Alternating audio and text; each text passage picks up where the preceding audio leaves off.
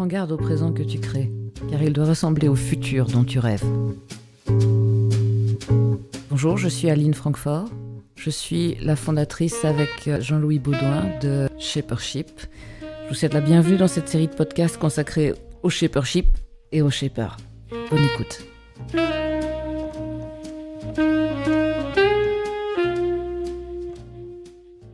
Je vais parler de Shapership, du concept de Shapership que Jean-Louis et moi on a inventé. Et l'intérêt d'un nouveau mot, c'est dans le fond qu'il puisse ouvrir des nouvelles fenêtres dans notre esprit. Donc le mot Shapership en tant que tel associe le verbe to shape, c'est-à-dire donner forme, comme on taille un diamant, et le suffixe ship, qui veut dire, comme dans craftsmanship, qui veut dire une compétence particulière dans un domaine. Donc l'artisanat, par exemple, ou le leadership, qui est l'art du leader. Et le Shapership, c'est donc l'art de donner des nouvelles formes à la réalité. C'est ouvrir des possibilités nouvelles dans le monde, des possibilités qui amènent des changements significatifs et bénéfiques à la société. On a considéré, nous, qu'il y avait beaucoup de gens qui avaient créé des nouvelles formes dans le monde, dans la justice, dans l'éducation, dans l'entrepreneuriat, des gens qui avaient ouvert des nouvelles pistes et qui avaient rendu visibles, désirables et actionnables des futurs complètement différents. On dit même des alternatives radicalement différentes à ce qui existait. Et c'est cet art-là qu'on a nommé Shapership, l'art de rendre visible, désirable et actionnable des futurs radicalement différents. Ça veut dire en fait de changer complètement la réalité dans un domaine. Quand on dit changer la réalité, on veut dire à un moment que ce qui existe, donc le monde tel qu'il est, le monde tel qu'il nous apparaît, avec des institutions, avec des acteurs, etc. Ce monde tel qu'il est, il est dans un état à un moment, qui correspond à une série de conventions, à une époque, etc.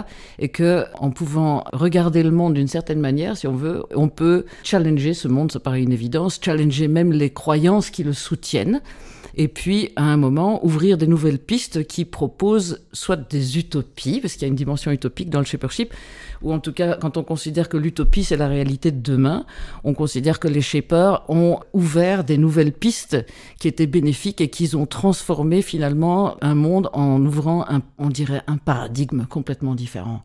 Donc, on est passé d'un monde à un autre monde. Et ce qui nous a intéressés, nous, c'est de regarder comment les personnes qui ont cette capacité, qu'on a appelé des shapers, comment ils ont regardé le monde. Et on s'est rendu compte que dans le fond, le Shapership, c'est une capacité que possède toute personne n'importe où dans le monde à partir du moment où elle pose un autre regard sur la réalité. Et c'est quoi ce regard ? Eh bien, c'est faire face à la réalité d'une manière relativement créative, visionnaire, on pourrait même dire révolutionnaire, avec une conscience claire de ce qui est, donc c'est faire face à ce qui est, et le regarder sans être prisonnier de la manière dont les choses sont, je vais y revenir tout de suite, et avec une vision de ce qui pourrait être. Donc avec une capacité à imaginer au-delà de ce qui est, et certainement au-delà de ce qui semble possible à d'autres, d'imaginer des alternatives complètement différentes. Et dans ce sens, eh bien, il y a quelque chose d'utopique dans le Shapership, parce que l'utopie, c'est finalement ce qui est tourné vers le futur. Et donc nous, on a inventé ce mot, parce qu'on était un peu saturé de l'idée que le leadership et l'entrepreneurship, c'était les seules manières de faire progresser le monde. Et on s'est dit, il y a des gens qui ont ouvert le monde à des nouvelles pistes. Et ces gens ne sont pas forcément des entrepreneurs. Il n'y a pas d'opposition, mais ils ne sont pas toujours des entrepreneurs et ils ne sont pas toujours des leaders. Et donc, qu'est-ce qu'ils ont de particulier ? Ils ont cette façon de regarder le monde. Et quand on a cherché des gens qui illustrent ce concept, on les a appelés des shapers. Donc, c'est des gens qui ont changé le monde parce qu'ils ont changé la manière dont on se raconte ce qui est possible dans le monde. Ils ont ouvert une brèche complètement différente. C'est le fameux I Have a Dream de Martin Luther King, et il y en a d'autres que lui, évidemment. Et ils ont changé la manière dont les gens voyaient le monde, donc ils ont changé la réalité d'autres gens.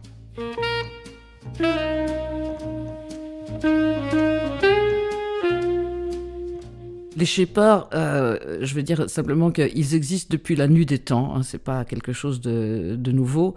Ils apparaissent dans tous les pays, ils apparaissent dans tous les groupes sociaux, dans tous les domaines d'activité, dans toutes les tranches d'âge, et chez les femmes et chez les hommes, comme dans tous les contextes professionnels et toutes les races. Je vais dire un petit mot sur eux en particulier, et puis je rentrerai dans l'explication de comment ils fonctionnent finalement, ces gens. D'abord, on peut dire que les gens qui ont changé le monde, c'est souvent des âmes non conformistes. qui sont déterminés d'une certaine manière à servir le monde en y apportant des changements qui sont significatifs, qui sont apparemment impossibles. Et ce qu'ils font, c'est qu'ils mettent le monde à l'envers. Ils ont des approches qui sont tout à fait non conventionnelles. Et ce qu'est le shapership, si on dit que c'est rendre visibles des alternatives, c'est qu'évidemment, les personnes qui sont les shapers vont ouvrir des pistes qui étaient jusqu'alors invisibles pour les autres. Et qui sont génératrices de progrès dans la justice, dans l'éducation, etc., dans l'économie aussi, et que bien sûr, leur route est pavée de difficultés. On peut dire qu'il y a des résistances, il y a évidemment le monde tel qu'il est et le statu quo qu'ils vont challenger, donc forcément, plus les pistes qu'ils ouvrent sont potentiellement susceptibles de perturber l'ordre établi, et les modèles conventionnels, forcément, plus ils vont générer de la résistance. Donc on va avoir des gens dont le succès n'est pas mesuré nécessairement au fait qu'ils aient fait une carrière, et le succès de leur histoire ne réside pas, comme on dit nous, dans le moelleux de leur vie, qui est rarement un long fleuve tranquille, mais dans l'importance et dans l'irréversibilité des changements qu'ils ont apportés dans le monde de leur vivant et souvent même au-delà de leur vivant. Je vais citer quelques exemples parce qu'il y a des shapers qui sont tout à fait fameux hier, des shapers du passé comme on dit.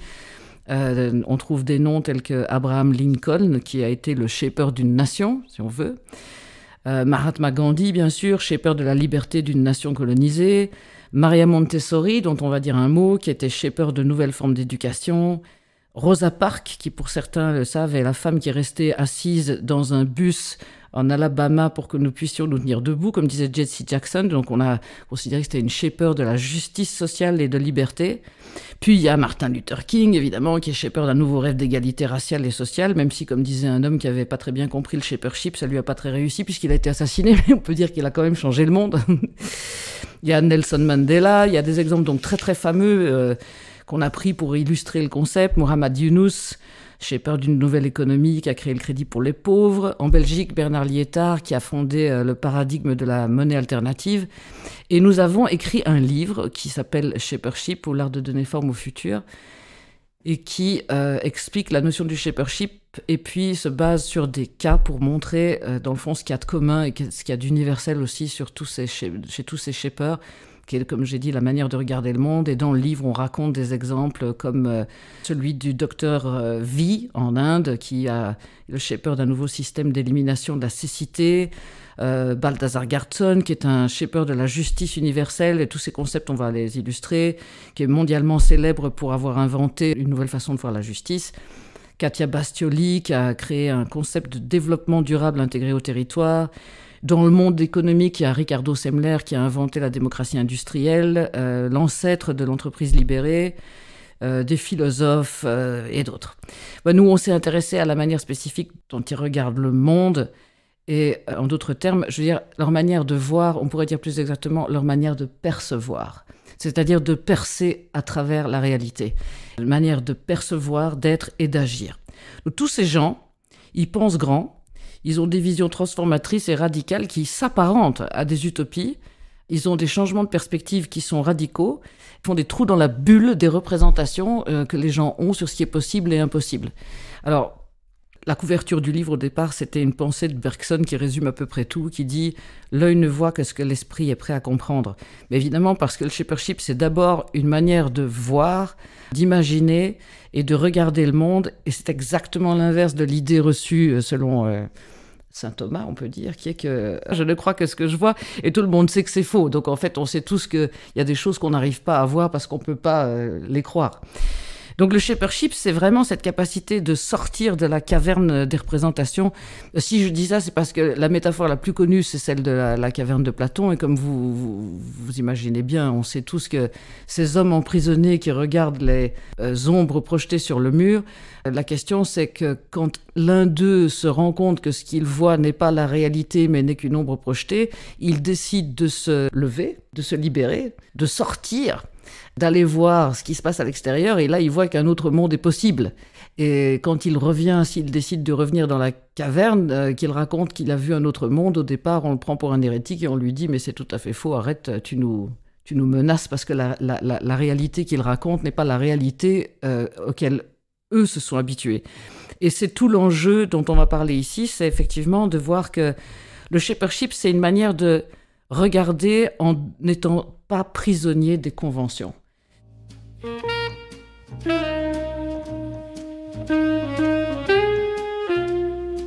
Qu'est-ce que font les shapers? On est arrivé à l'ADN du shapership de manière relativement, je dirais, synthétique et simple, et on s'est dit, cette manière de regarder le monde repose sur l'articulation de 3 éléments.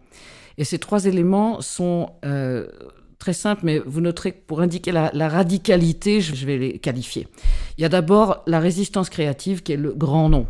Les shapers, ils regardent la réalité telle qu'elle est, ils regardent le monde dans un certain état, donc le monde tel qu'il nous apparaît, hein, les choses qui sont créées, et ils considèrent que c'est quelque chose auquel il faut résister. Je vais développer ça un peu plus en détail. Mais donc, le grand non, c'est déjà une manière de, sans être prisonnier, c'est une manière de regarder le monde et de proposer une déconstruction créative du monde et de ce sur quoi il repose. Puis, il y aura la vision transformatrice qui est le grand oui, c'est-à-dire forcément qu'une fois qu'on a dit non, il faut arriver à un moment à proposer une piste pour sortir. Et c'est là qu'ils ouvrent une brèche dans les représentations et que ça s'apparente à une utopie et ça demande de l'imagination pour proposer ou pour ouvrir la possibilité d'autres possibilités et ne pas être esclave des choses qui paraissent normales à tout le monde. Et là, en proposant quelque chose qui pourrait être, en général, ils répondent aux espoirs et aux aspirations de leur famille, de leur entreprise, d'une communauté, d'un territoire ou même du monde entier. Et puis, c'est très simple, hein, une fois qu'ils ont dit un grand non et qu'ils ont dit un grand oui, ils vont le faire. Donc, ils vont passer à ce qu'on appelle l'expérimentation anticipatrice et le comment créatif. C'est-à-dire, ils vont réinventer le monde, puisque avoir une vision transformatrice, ça suppose à un moment d'avoir des actions qui sont transformatrices. Voilà, et c'est cette connexion entre 3 éléments et qui font ce qu'on appelle l'altitude-attitude. Ça veut dire en fait que les shapers ont une vision qui est hélicoptère et qui pourtant est complètement en phase avec les enjeux d'un moment. Ils ont une attitude qui va bien au-delà de l'ego, qui ne travaille pas vraiment pour eux, mais leur proposition à eux répond souvent aux espoirs de tout un nombre de personnes. Donc c'est au-delà du mouvement conservateur et aussi au-delà d'eux. Et puis, ils ont une attitude très connectée, puisque je pense qu'on appelle ça, nous, le compas de l'âme. C'est en fait quelque chose qui relie la tête, le cœur et le corps, et qui existe à l'intérieur de chacun de nous, puisque si chacun de nous, on sent bien à l'intérieur de nous, ces 3 éléments que j'ai mentionnés, on les a tous. Ça veut dire, il y a pour chacun de nous, je vais rentrer plus dans le détail, mais il y a certainement un endroit de nous qui sait très bien que le monde tel qu'il est demande à être challengé, qui sait très bien qu'un monde plus beau est possible et qui sait aussi qu'il faut à un moment du courage pour oser la transformation radicale qui est à la hauteur de la vision qu'on a eue. Ce qu'on appelle la réalité, en fait, c'est une construction. C'est évident qu'on n'a pas accès au réel. Donc nous, on regarde la réalité en se racontant, c'est-à-dire on fait une construction plus ou moins créative pour arriver à dire à un moment, la réalité, elle est celle-là. Si on dit par exemple une entreprise c'est ceci, un business c'est ça, être entrepreneur c'est ça, le monde aujourd'hui c'est ceci, en fait on a interprété la réalité au point qu'on est parfois esclave soi-même de l'histoire qu'on se raconte et des il faut, on doit.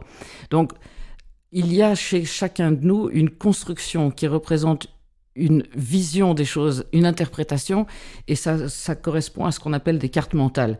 Ça veut dire que les cartes ne sont pas le territoire, comme on le dit souvent, mais les cartes mentales vont définir la manière dont on va être capable, oui ou non, d'interférer et d'intervenir sur le monde.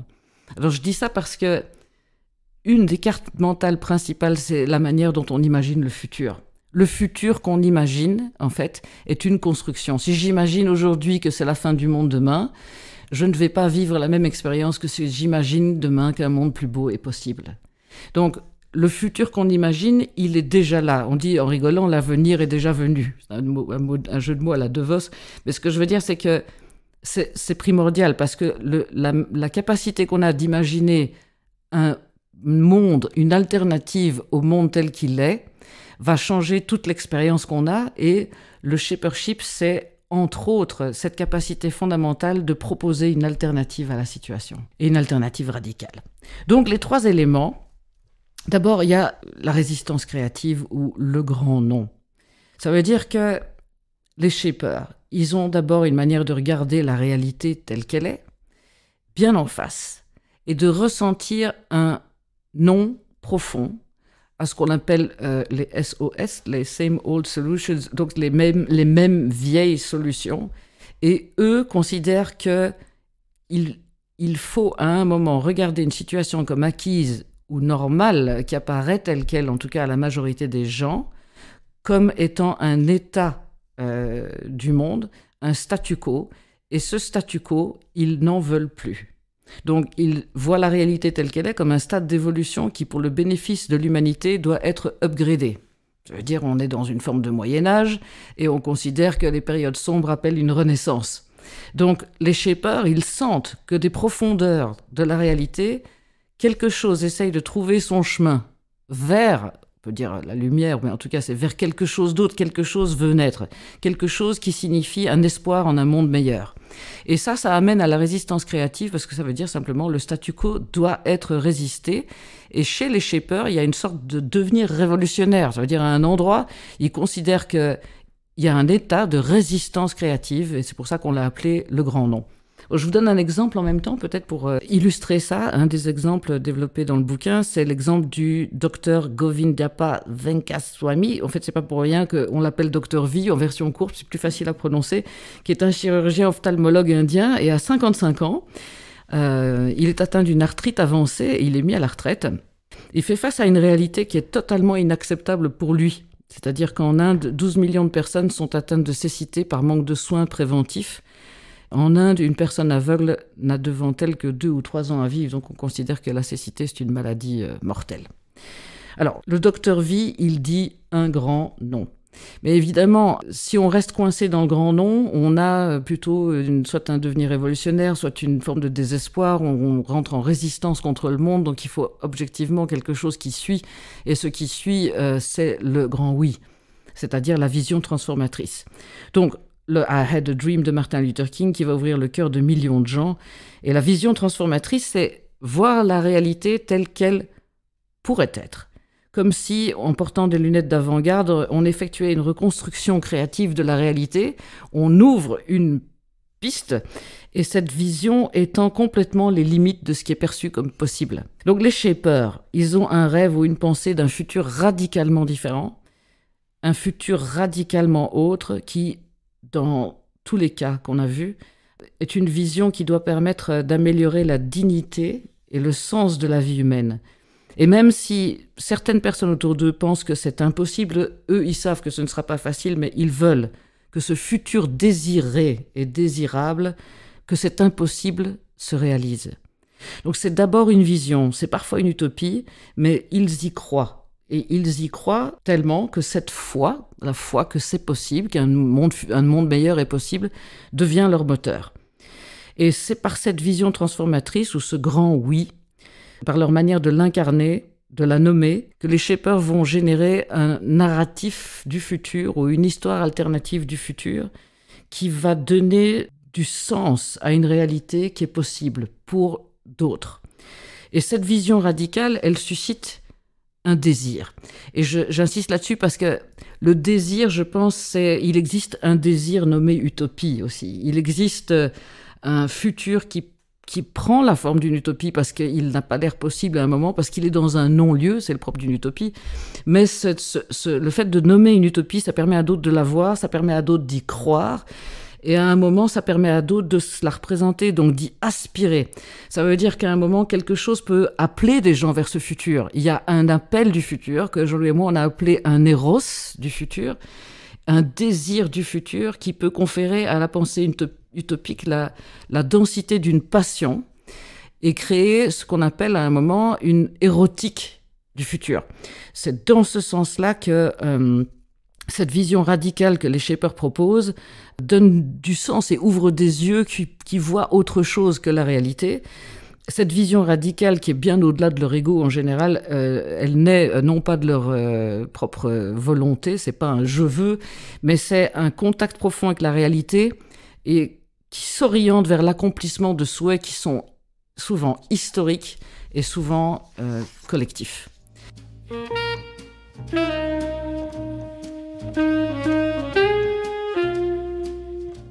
Et c'est précisément parce que cette vision est à la fois une vision hélicoptère et complètement en phase avec la réalité qu'elle va avoir un effet qui va être d'exhorter à désirer, et que le grand oui qu'il prononce va devenir une cause. Alors, quand je dis une cause, c'est une cause que les gens veulent défendre, comme la cause de la justice sociale, si je reprends Martin Luther King, mais c'est aussi la cause du présent, dans le sens où le futur qu'on imagine va changer complètement la vision que les gens ont du présent. Et ça va renforcer le côté inacceptable d'une situation ou d'un statu quo. Donc, en anglais, on dit souvent que le nowhere, qui est l'utopie, c'est nulle part, mais si vous bougez les lettres, N-O-W-H-E-R-E, et quand on dit nowhere, c'est aussi now here. Donc, le futur qu'on imagine est la cause du now here, du présent. Et c'est ce mouvement, en réalité, qui va enclencher un appel vers la vision, ou l'élan utopique, le non-lieu comme un lieu de désir. Donc, si je reprends l'exemple de Dr. V, Dr. V, il est en Inde, il a prononcé son grand nom, et son grand oui va être, vous allez voir, c'est extrêmement simple, hein, c'est une aspiration gigantesque qu'il va formuler très simplement. Il va dire « Je vais éliminer la cécité inutile parmi les populations pauvres de ce pays ». Alors bien entendu, tout le monde se vrille le doigt dans la tempe en entendant ça, exactement comme quand on a entendu le « I have a dream », et tout le monde lui fait bien comprendre qu'il se trompe, que c'est impossible, qu'il ne va jamais y arriver, que ça ne marchera pas. D'ailleurs, il n'a rien, il n'a que 11 lits d'hôpital et c'est impossible. Là, on passe donc, après le grand non, la résistance créative et le grand oui, la vision transformative, on passe, c'est clair, si on a une vision transformatrice, ça existe des approches et des actions transformatrices cohérentes. Sinon, ce n'est rien que de la bullshit, pour le dire, ou c'est un vœu pieux. Il y a aussi une phrase qui est beaucoup plus subtile qui dit qu'une action sans vision est un cauchemar, mais la vision sans action est un rêve éveillé. Donc évidemment que si on reste au niveau du grand oui, il ne se passera rien. Et l'action ici, les shapers vont, en fait quoi, ils vont inventer, ils vont rendre visible, après avoir rendu visible un futur désiré, ils vont le rendre visible, le chemin pour y arriver. Et ce chemin, c'est souvent fait en réinventant complètement les approches traditionnelles, en inventant des nouvelles formes de collaboration, et c'est là que les shapers ne sont pas des leaders, c'est souvent qu'ils vont créer des écosystèmes et des coalitions d'acteurs qui vont s'orienter et tous se coordonner, entrer dans une vision qui est plutôt focalisée sur l'axe. Le grand oui devient le purpose, comme on dirait, ou la cause, et ils vont librement s'organiser, s'auto-organiser, soit par la création d'un mouvement, soit une entreprise, soit une communauté, mais les gens vont être unis autour d'aspirations communes. Pour revenir au Dr V, qui est conduit par son rêve, qui est éliminer la cécité inutile parmi les populations pauvres du pays, il va lancer Aravind, qui est un hôpital spécialisé en soins ophtalmiques, au départ de son capital de 11 lits, mais en plus la vision partagée qui permet de rallier cet écosystème de partenaires. Donc ça veut dire quoi? Les pauvres sont trop pauvres pour venir et pour se payer le déplacement. Donc le Dr V organise dans les campagnes rurales d'Inde la formation de femmes et d'hommes au diagnostic ophtalmique et à la récolte des informations. Il met en place des centres de télémédecine. Il organise des navettes pour transformer les patients qui doivent être opérés vers l'hôpital et les ramener chez eux.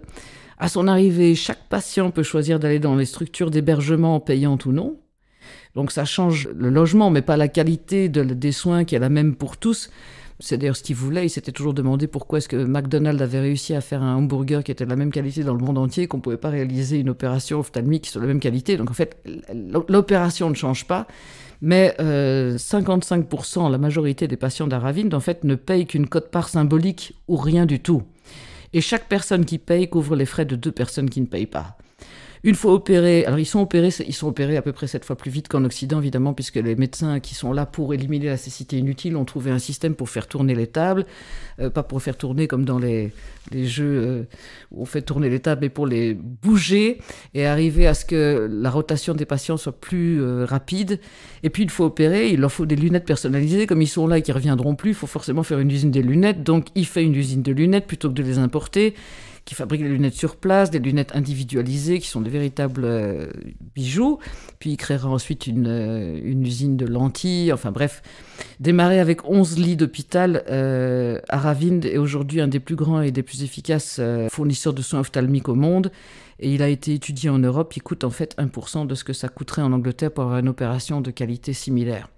Donc, ce qui est intéressant ici, c'est une dynamique tout à fait spécifique du Shaper-Ship, c'est la colonne vertébrale du système. Elle est restée pendant 30 ans la même, éliminer la cécité inutile chez les pauvres. Et cette aspiration qui a l'air complètement utopique, en fait, c'est cette aspiration qui motive réellement l'efficacité chez Aravind. Et même si elle n'a pas permis d'éliminer la cécité inutile totalement, elle a permis à plus de 5 millions de citoyens parmi les plus pauvres de voir leur vue restaurée. Donc, entre-temps, persuadé que ces pratiques pouvaient aider le monde entier, Aravind a décidé de les partager avec d'autres hôpitaux dans le reste du monde. Et en 2020, leur vision est devenue éliminer la cécité inutile dans le monde. Donc ici, on a un exemple qu'on a retrouvé chez tous les shapers, c'est l'articulation des 3 éléments qui fait du Shaper-Ship une utopie en action ou une utopie opérative, comme nous a dit un ami, c'est-à-dire une utopie qui change le monde. Ce qui veut dire, si je reviens à une phrase qui est vraiment dans mon cœur, une phrase d'Edgar Morin qui dit « L'utopie est à la fois ce qui fait changer la réalité et ce qui est incapable de la changer. Et le réalisme est à la fois lucide et aveugle. » Bon, mais vous sentez peut-être comme c'est beau. En fait, ça veut dire quoi? Ça veut dire que ça sous-entend que l'utopie, qui est ou l'imagination radicale, comme on dit nous, qui est une pensée de la différence radicale, donc un autre lieu, un autre temps, ou quelque chose qui paraît impossible, est possible. Et rien que le fait de l'imaginer, ça a de l'impact dans la réalité. Enfin, il faut s'entendre à ce moment-là sur la réalité, c'est donc le réel tel que nous le percevons. Et il est évident que c'est ça que les shapers font. Ils changent totalement la manière dont les gens voient le possible, et en changeant l'histoire que les gens se racontent, ils changent leur vie. Alors il y a chez les shapers, donc, qui sont, comme on dit, des gens qui pensent grand et créatifs, il y a une certaine radicalité, on ne dit pas une brutalité, hein, c'est pas brutal, mais il n'y a pas de grand oui sans grand non. Ça, on l'a vécu à plusieurs moments. Il n'y a pas de Shaper-Ship non plus sans passer à l'action. Donc ces 3 leviers sont absolument coordonnés. Et chez tous les shapers, il y a cette capacité de faire une proposition radicale qui est oser penser quelque chose qui a l'air impossible, mais qui est porté par cette nécessité à la fois du shaper et de la société ou une partie de la société. Donc les shapers, ils ont inversé le fameux « je ne crois que ce que je vois ». Eux, ils savent que l'œil ne voit que ce que l'esprit est prêt à comprendre. Et ce qu'ils sont capables de regarder, c'est la manière dont leur réalité est une histoire et qu'ils peuvent changer l'histoire qu'ils se racontent pour changer la manière dont ils donnent forme au monde. Donc ils vont avoir des visions qui ouvrent des nouveaux yeux, ils voient la réalité de demain et ils voient ce qu'ils croient. Et puis, ils en font une réalité qui change la réalité. Tout ça pendant que la majorité des gens prennent la réalité comme une excuse pour ne pas faire, comme on dit. Hein. Donc, les shapers, ils s'activent à la mise en place du futur, qui est guidé par leur vision. Je vois ce que je crois, et ensuite, ils créent ce qu'ils croient. Donc ici, c'est en ce sens que le Shaper-Ship est une inspiration, une utopie opérative. En tout cas, c'est quelque chose qui donne des perspectives très, très, très larges et qui permet d'inspirer n'importe quelle personne, qu'elle soit boulanger, citoyen, entrepreneur, à ouvrir des pistes pour faire de son activité un levier pour faire radicalement autre. Donc, aller plus loin, faire du plus beau, faire du plus grand, faire de quelque chose qui a l'air impossible dans un domaine, mais quelque chose qui va être réel et qui va changer la vie de nombreuses personnes pour un mieux.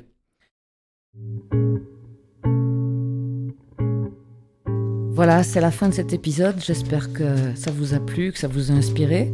Si vous voulez prolonger l'expérience, vous pouvez nous retrouver sur notre site www.shapership.com ou sur notre groupe Facebook Shaper-Ship Community.